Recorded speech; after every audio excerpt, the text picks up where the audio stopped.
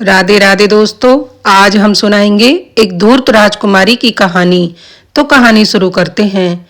एक व्यापारी का पुत्र रामपाल जंगल में रास्ता भटक कर 7 दिन तक परेशान हो इधर उधर घूमता रहा। आखिर में उसने अपनी जान की आशा भी छोड़ दी थी। तभी अचानक उसे एक विचित्र दृश्य दिखाई दिया। एक अजगर एक हिरन के बच्चे की पिछली टांग को पकड़कर उसको निकलने का प्रयास कर रहा था। उस पर रहम खाकर रामपाल ने एक युक्ति के साथ अजगर के मुंह से हिरन के बच्चे को बचा लिया। जिस पेड़ के नीचे अजगर उस हिरन के बच्चे को निगल रहा था, उस पेड़ की एक डाल अजगर के ऊपर झुकी हुई थी। रामपाल ने उस डाल को इस तरह से काट दिया कि वह डाल अजगर के शरीर पर जा गिरी और डाल के गिरने से उसके बोझ के कारण अजगर का शरीर कुचल गया। पीड़ा की वजह से अजगर ने अपना मुंह खोल दिया और हिरन के बच्चे को छोड़ दिया। हिरन के बच्चे ने रामपाल की ओर कृतज्ञतापूर्ण दृष्टि दौड़ाई और इम्तिनान से आगे बढ़ गया, मगर वह थोड़ी ही दूर जाकर वापस लौट आया। अब वह हिरन का बच्चा बार बार ऐसे ही करता रहा, थोड़ी दूर जाता और फिर वापस लौट कर आ जाता। हिरन के बच्चे को बार बार इस प्रकार ऐसा करते देख रामपाल ने सोचा कि वह बिना साथ के आगे नहीं बढ़ना चाहता है और वह भी उसके पीछे पीछे चल पड़ा। हिरन का बच्चा रामपाल को उस जगह ले गया जहां फलों के पेड़ थे। पास में ही एक झरना बह रहा था। रामपाल कई दिनों से भूखा प्यासा था। रामपाल ने भर पेट फल खाए और जल पिया। तब थोड़ा एक पेड़ के नीचे लेटकर सो गया। जब रामपाल की आंख खुली तो उसने देखा हिरन का बच्चा उसके निकट ही खड़ा हुआ है। रामपाल को बैठते देख हिरन का बच्चा फिर से चलने लगा। रामपाल भी उसके पीछे हो लिया। अब जल्द ही वे दोनों एक देश की सीमा के पास पहुंच गए और पास में ही किले की दीवार भी नजर आने लगी। रामपाल को किले की दीवार के पास छोड़कर वो हिरन का बच्चा कहीं चला गया। अब अंधेरा भी हो चुका था।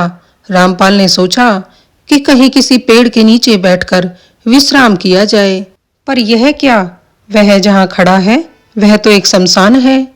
अब उसने पेड़ के नीचे सोने का विचार त्याग दिया और पेड़ पर रात बिताने की सोची और पेड़ पर चढ़कर बैठ गया। इसके दूसरे ही क्षण उसे एक भयंकर दृश्य दिखाई दिया। उसके सारे रोंगटे खड़े हो गए, क्योंकि नए नए गाड़े गए एक गड्ढे में से एक मनुष्य की लाश ऊपर उठने लगी। रामपाल चीख मारकर कांपने लगा। रामपाल को डरते हुए देखकर वह मुर्दा बोला, डरो नहीं, मैं कोई भूत प्रेत नहीं हूँ, बल्कि तुम जैसा एक मानव ही हूँ। मैं अपनी बदनसीबी की कहानी तुम्हें सुनाता हूँ, सुनो।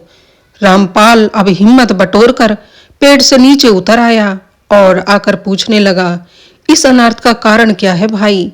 वह आदमी बोला, मेरी कहानी सुनोगे तो सारी बातें तुम्हारी समझ में आ जाएंगी।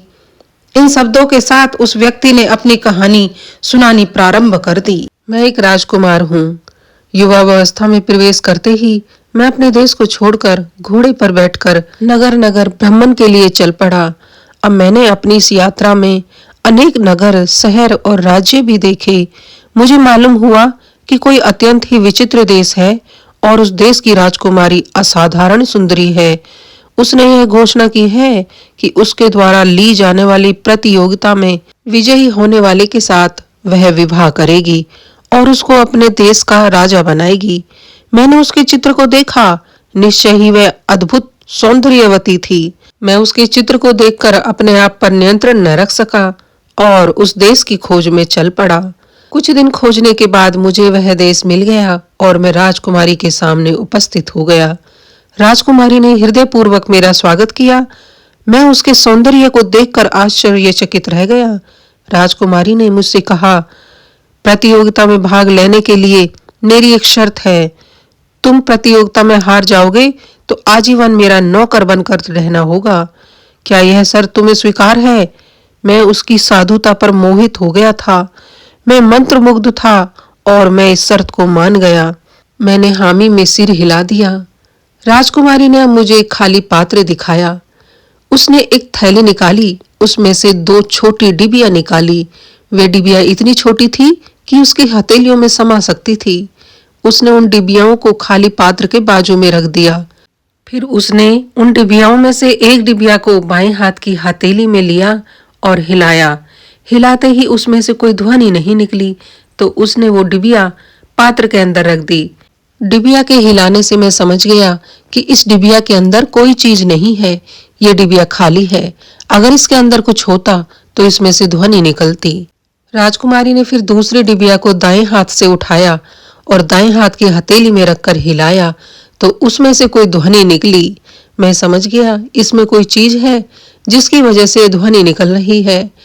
राजकुमारी ने उसको भी उसी पात्र में रख दिया और मेरी तरफ देखकर बोली, हे युवक, ये जो दो डिबिया रखी हैं, इसमें से एक खाली है और एक में एक सिक्का रखा हुआ है। अब तुम्हें करना यह है कि अंदाजे से सिक्के वाली डिबिया को उठाना है।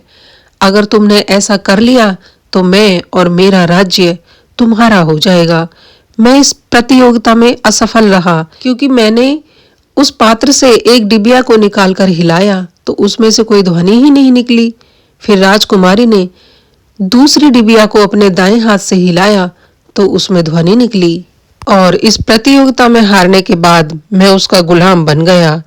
मेरे जैसे ना जाने कितने राजकुमार प्रतियोगिता में हार कर उसके गुलाम बने हुए थे, उनमें से ही एक मैं भी था। गुलामों पर इतने प्रतिबंध थे कि वो उस महल से बाहर कहीं जा नहीं सकते थे, नगर में भ्रमण नहीं कर सकते थे। बस सारे दिन राजकुमारी की गुलामी करना और फिर एक अंधेरे कमरे में बंद कर दिया जाता था। मुझे ये गुलामी बिल्कुल भी रास नहीं आ रही थी। मैं उस गुलामी की जंजीरों से निकलना चाहता था, सो रात दिन वहां से बचकर निकलने के उपाय सोचता रहता। एक दिन मैंने अपने साथियों से कहा कि मुझे कमजोरी महसूस हो रही है, मुझे लगता है मैं बीमार हो गया हूँ। मेरी बीमारी की बात सुनकर सिपाहियों ने मुझे एक कमरे में बंद कर दिया। उन्हें खतरा था कि मुझसे कोई संक्रमण न फैल जाए। अपनी योजना के तहत मैंने एक दिन राजकुमारी के पास खबर भिजवाई कि मैं बीमार हूँ और एक बार राजकुमारी को देखना चाहता हूँ। अगर वो मेरे सामने आए तो उनकी बड़ी मेहरबानी होगी। राजकुमारी मुझको देखने आई और पूछा, हे युवक, तुम्हें क्या हो गया है? मैंने उनको देखकर कहा, हे महारानी दयामयी, आप आ गई। मैं कृतज्ञ हो गया। मैं मरने जा रहा हूँ। मैं राजवंश में पैदा हुआ व्यक्ति हूँ। हमारी प्रथा के अनुसार कृपया मेरी लाश को दफना दिया जाए।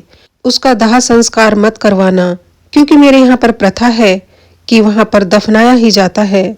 मेरी मृत्यु के बाद मुझको गुलामी से मुक्त करके नगर के बाहर दफना देना। हे युवक, अच्छी बात है, मैं ऐसा ही करूंगी। तुम तृप्त तो हो गए हो ना? राजकुमारी ने कहा और मैंने हाँ में सर हिलाकर उसके प्रति आभार प्रकट किया। रामपाल को बड़ी रुचि के साथ कहानी सुनते देख वह युवक बोला, तुमने अपना नाम नहीं बताया? मेरा नाम रामपाल है, तुम अपना नाम बताओ। वह आदमी बोला, मेरा नाम सागर कुमार है। नाम बताने के बाद सागर कुमार ने फिर से अपनी कहानी को आगे बढ़ाया। हमारे राज दरबार में एक जहर का विशेषज्ञ था। हमारे देश में सांप के डसने से अनेक लोगों की मृत्यु हो जाती थी। इसलिए मेरे पिताजी महाराज ने उन विशेषज्ञ को अपने राज दरबार में ही रख लिया था। उसने एक बार मुझे एक जड़ी बूटी दिखाकर बताया कि उसके फलों को भोजन के साथ चबाने से कोई भी व्यक्ति 2 दिन के लिए लाश जैसा निश्चल पड़ा रहेगा। और सौभाग्य से एक बार मुझे राजकुमारी के साथ उद्यान में जाने का मौका मिला और संयोग से मुझे वो पौधा उनके उद्यान में मिल गया। मैंने उसका एक फल तोड़ लिया और अपने साथ रख लिया और इतवार के दिन मैंने सुबह के खाने के साथ उस फल को खा लिया। थोड़ी देर बाद ही जैसे मेरी चेतना चली गई और मैं लाश जैसे गिर पड़ा। सब लोगों ने सोचा कि इसकी मृत्यु हो गई है। मेरे कहे अनुसार राजकुमारी ने मुझे नगर के बाहर इस जगह दफना दिया। अब मेरे प्राण वापस लौट आए हैं, जैसे कि उन विशेषज्ञ ने कहा था कि 2 दिन के बाद तुम्हारे प्राण वापस आ जाएंगे। सो प्राण वापस आ गए हैं मेरे दोस्त। ये तो थी मेरी कहानी, अब तुम अपनी कहानी बताओ, सागर कुमार ने रामपाल से कहा। तो रामपाल ने भी संक्षेप में अपना सारा वृत्तांत सागर कुमार को कह सुनाया कि मैं एक व्यापारी पुत्र हूँ और रास्ता भटक कर यहाँ आ गया हूँ। दोनों बहुत देर तक बातें करते रहे। सागर कुमार की बातों से रामपाल ने यह तो पता लगा लिया था कि राजकुमारी जादू की युक्ति द्वारा लोगों को दगा दे रही है, जादू की युक्ति लगाकर लोगों को हरा रही है। रामपाल का एक मित्र जादू की विद्या में प्रवीण था। उससे रामपाल ने जादू की कई सरल विद्याएं सीख ली थी, इसलिए उसने राजकुमारी के द्वारा प्रयोग की हुई युक्ति को समझ लिया था और अब उसी युक्ति द्वारा राजकुमारी को हराने की सोची। उसने अपने मन में चलते हुए इस विचार को सागर कुमार को बताया तो सागर कुमार रामपाल को समझाते हुए बोला, तुम अगर अपनी युक्ति के द्वारा राजकुमारी को हराओगे, फिर भी वह धूर्त राजकुमारी सहजता से अपनी हार स्वीकार नहीं करेगी। इसकी क्या गारंटी है? हार कर भी यदि वह तुमको कारागार में भेज दे तो तब तुम अपने पिता की सेना को लाकर मुझे कारागार से मुक्त करा देना, क्योंकि अब तो तुम आजाद हो और अपने नगर को जा सकते हो। हे मित्र, क्या मेरी इतनी सहायता नहीं करोगे? रामपाल की बात सुनकर सागर कुमार बोला, मैं तुम्हें वचन देता हूँ मित्र, मैं अपना भेष बदल कर नगर में रहूंगा और तुम्हारे लिए सारे आवश्यक प्रबंध भी करूंगा। मेरे पिता का राज्य भी समीप ही है, आवश्यकता पड़ने पर हम उनकी भी सहायता लेंगे। दूसरे दिन नगर के द्वार खुलते ही रामपाल तथा सागर कुमार ने नगर में प्रवेश किया। सागर कुमार ने अपने केस मुंडवाकर अपना रूप बदल लिया। रामपाल के पास एक सोने का बाजूबंद था। उसे नगर में बेचकर अच्छे वस्त्र और कुछ आभूषण खरीद लिए। उन सबको धारण करने के बाद रामपाल एक राजकुमार जैसा प्रतीत हो रहा था। पास की ही एक खिलौने की दुकान से सागर कुमार के सुझाव पर राजपाल ने एक छोटी सी डिबिया खरीद ली। उसमें एक सिक्का डालकर उसे अपनी बाएं हाथ की कलाई में थोड़ी ऊंचाई पर बांध लिया। तब अपने कुर्ते को उसने नीचे कर लिया और अपना बायां हाथ हिलाया तो उसमें से ध्वनि हुई। इस प्रकार तैयार होकर रामपाल राजकुमारी के पास जा पहुंचा और उसके साथ विवाह करने की इच्छा प्रकट की। मुझे जीतना चाहते हो तो मेरी परीक्षा में तुम्हें विजयी होना होगा, राजकुमारी ने अपनी शर्त प्रकट की। रामपाल ने बताया कि वह किसी भी शर्त को स्वीकार करने के लिए तैयार है। राजपाल के ऐसे वचन सुनकर राजकुमारी ने उसको पुनः सचेत किया कि अगर तुम हार गए तो तुम्हें मेरा आजीवन गुलाम बनकर रहना पड़ेगा। रामपाल ने निवेदन करते हुए राजकुमारी से कहा, कृपया आप मुझे मंदिर ले चलिए। मैं भगवान के समक्ष यह शपथ करूंगा कि यदि मैं हार जाऊंगा तो मैं आपका गुलाम बनकर रहूंगा। इसके बाद दोनों मंदिर गए। रामपाल ने शपथ ली और उसके बाद उन्होंने राजकुमारी से कहा कि आप भी शपथ लीजिए कि अगर मैं जीत गया तो आपको आजीवन मेरी पत्नी बनकर रहना पड़ेगा। राजकुमारी के मन में यह संदेह कदापि न था कि वह हार जाएगी, इसलिए वह शर्त मान गई और पुजारी के सामने दोनों ने शपथ ली।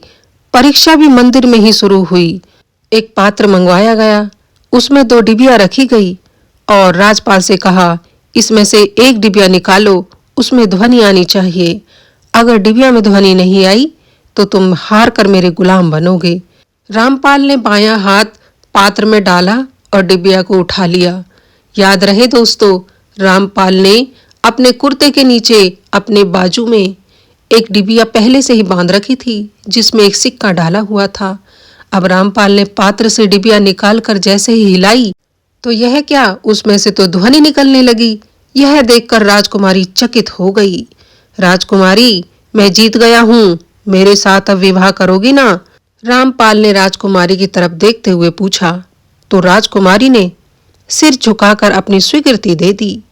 इस पर रामपाल ने अपने बाएं हाथ से पात्र से दूसरी डिबिया को निकालकर हिलाया। उसमें से कोई ध्वनि नहीं निकली।